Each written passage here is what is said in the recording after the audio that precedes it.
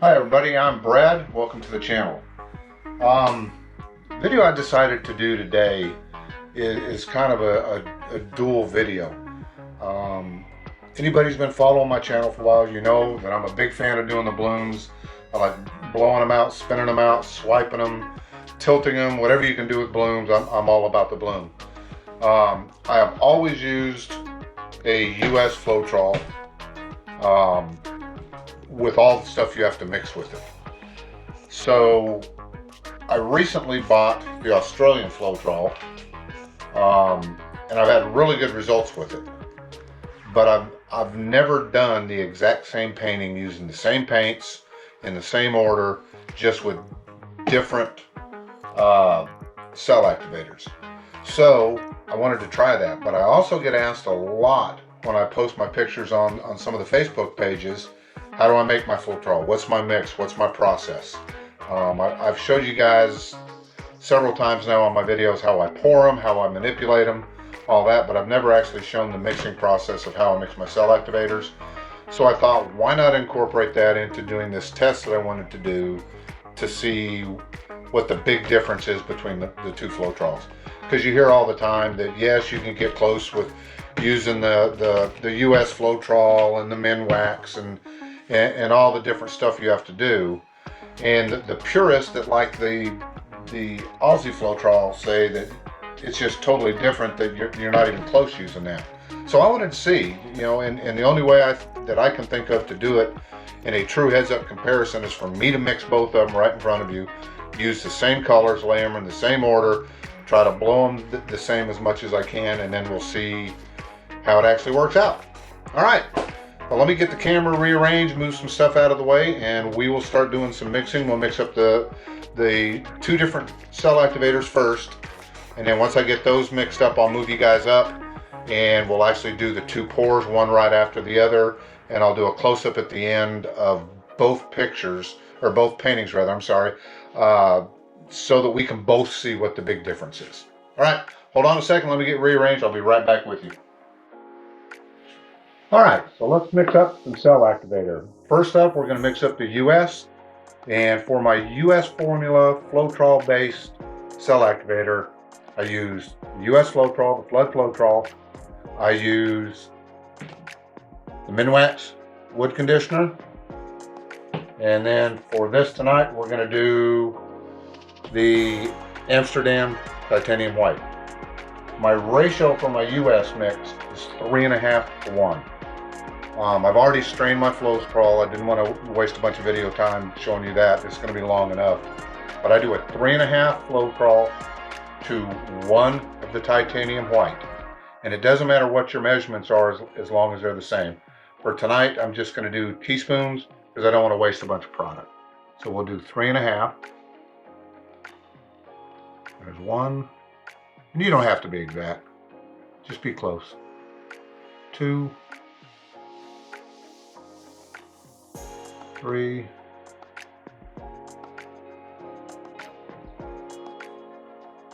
And we'll call that a halfie. Now I always like to put my Floetrol in first when I'm doing this, and I'll show you why. Titanium white is a very, very thick paint. So when you're putting it in whatever you're measuring it, it's kind of hard to get out sometimes. But if you do the Floetrol first, it just comes right out. Yep, that's about right. And as you can see, it all came out. So now we want to give that a good mix. That titanium's a thick paint, so you have to stir it a lot. You got to get it mixed up very good. These two chemicals don't really like to be together, but once you mix them enough, that titanium bonds to it. And it holds together fairly well. If you're new to doing blooms, always give your cell activator a good stir right before you use it to make sure that all the chemicals are mixed up good. And you should have a pretty nice consistency. It should run off your spoon or spatula, whatever you're using, nice and smooth, not clumpy. Shouldn't be like water, but it shouldn't be thick like a honey either. All right, so that looks pretty good. Now the next thing I do for a batch this size is I will do 4 drops. 1, 2, 3, 4 drops of the Minwax wood conditioner, and give that a really good stir too, because it definitely doesn't like being part of this mix, but we're going to help it get used to it. So give that a real good stir. All right, so that's the US, that's done. Next up, we're going to do the Aussie. With the Aussie, make sure you shake your container real good before you use it. Let me get a paper towel and clean this spoon out so that we're not cross-contaminating, because we want to make sure that we really do have a good comparison. So let me clean this off real quick. I'm sorry, I should have had 2 spoons, but this will work. All right. On the Aussie, my ratio is a straight 3 to 1. I don't do a 3.5 or a 4, I do a 3 to 1.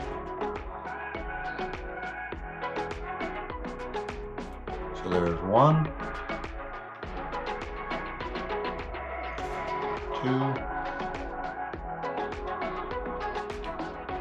and 3.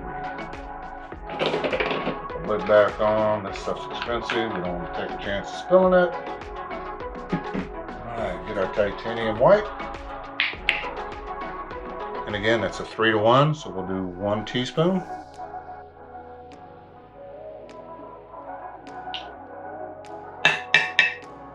Close enough.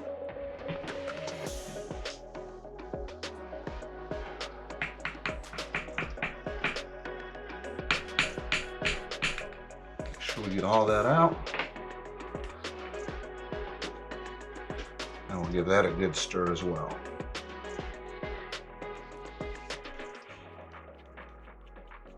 You got to make sure your cell activator gets stirred up very well. That titanium white is a very thick tube paint. It doesn't always want to mix, but you want to make sure you get it really good. Get it off the sides, off the bottom. Clean your container and make sure you're getting all the titanium mixed in with the Floetrol. All right, good consistency, flows nice, not too thin. Could be a little thicker, but there's been some reports this last batch of Aussie Floetrol was a little thin. I ordered in a little bit of Liquitex matte gel because I heard that you can use this to thicken that Floetrol up. I just got this in thanks to FedEx. Haven't even had a chance to open the jar yet. Probably later on in the weekend I'll play around with that and we'll see how that works. All right, let me get things rearranged again and we'll do the 2 pours and we'll see which one works out the best. Be right back. All right. Let me share one more tip with you before we actually get started. I get people all the time ask me, I see them ask other artists, how do you keep your tile or your canvas on your spinner? How do you keep it from flying off? Every time I do one, it flies off. Here's a little trick. Take this little dab of paint on your fingertip, kind of outline where you think that tile is going to lay if it's a new cover like mine is. Take your tile and lay down in that paint. And it's not going anywhere. So that's a little trick. Also, if you're buying one of the nicer turntables, cover it with aluminum foil like I do, or you can go to the dollar store and you can get these little little hairnet things. They're plastic, and you get a pack like 10 for $1, and they fit right over this. And then when they get nasty, you just take them off, throw them in the trash, and get another one. Okay, for the test tonight, my pillow, excuse me, is going to be Glidden Premium Semi-Gloss Pure White. So we'll put a little pillow down, something for the paint to write on. And for the paint tonight, I'm just using some leftover paints that I had. I'm not really trying to make paintings I necessarily want to keep, but of course if they turn out good I will. But they're mainly just because I wanted to do this test. I wanted to see how the Floetrol reacted. So let's get a little bit of paint down on that, and then we'll put on the cell activator and see what happens. So I'm going to do a metallic blue, pearl purple. That's a custom color that I made. This is a custom hot pink that I made for another series of paintings I did. And I had a little bit left over and I really liked it, so I thought I'd try it in this painting. We'll see what happens. And this is it's a custom blue I had. I think it's 2 or 3 different blues mixed together. Just something to give a little shine in there. All right. Center that a little bit. There we go. I think my table got out of center, or out of level a little bit. That's all right for tonight. All right, this is the US Floetrol with the Minwax. So we'll put a little down there. Small tile like that, I don't use a whole lot. I see some artists are like, you know, put plenty down there. Don't be afraid to use it, and that's fine if that's what you want to do. I'm a bit of a minimalist. All right, let's give this a blowout. See what happens.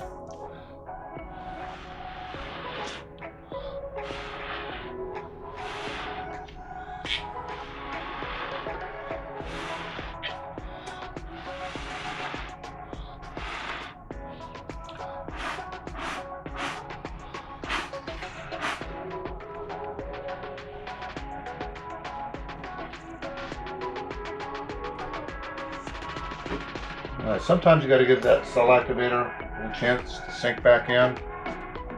It's got to collect. The little small cells you see will come up. Sometimes you got to give it a little help. I like these little metal straws, and you can just kind of blow down where the cell activator is heavy. Let that paint come up through.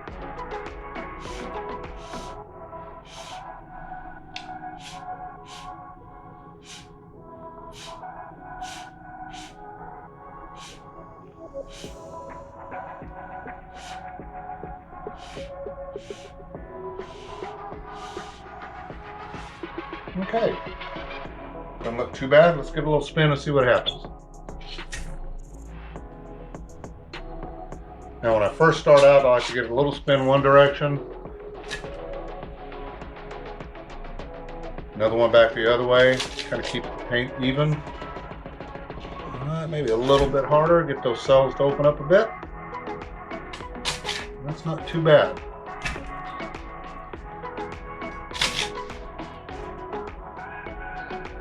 All in all, not too awful bad. Tilt it up so you can see it. Get a bad glare on it. But I'll do a close-up at the end. But that's not too bad.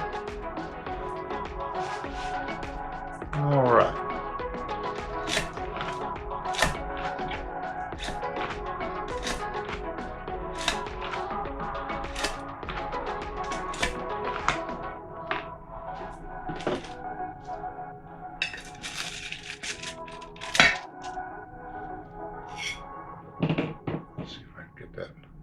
Where you can see it better. All right, set this one over to the side.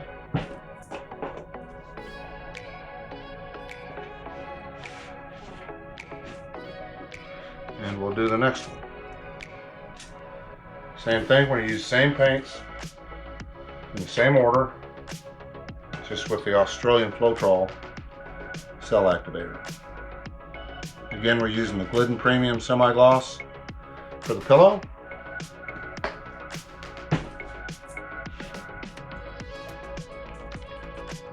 A little bit of the metallic blue. Trying to do about the same amount of paint in the same order so that we really do get a good comparison.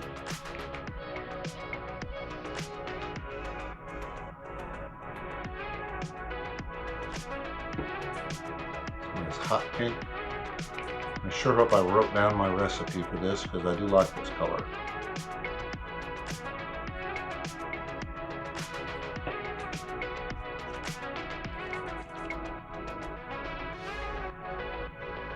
Blue on there. again, don't forget to stir your cell activator before you use it. I forgot to level this table, I'm sorry. There we go.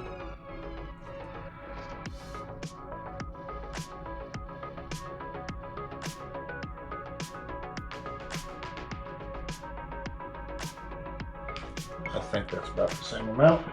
Close enough. Let's give it a blow.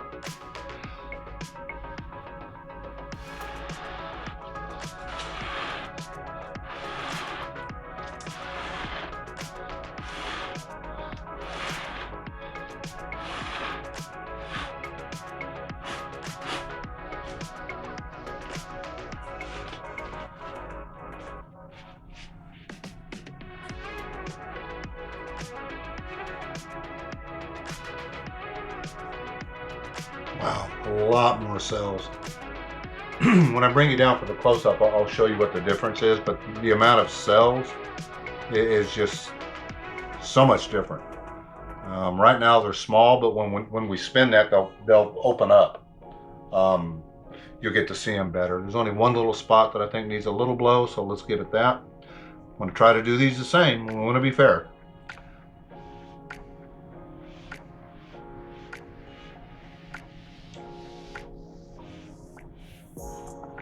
All right. Little spin clockwise on back.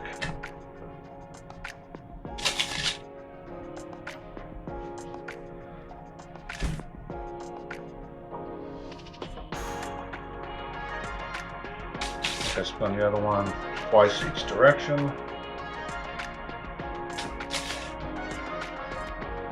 All right, they look very similar, like we would expect. Let's see that. Get this cleaned up.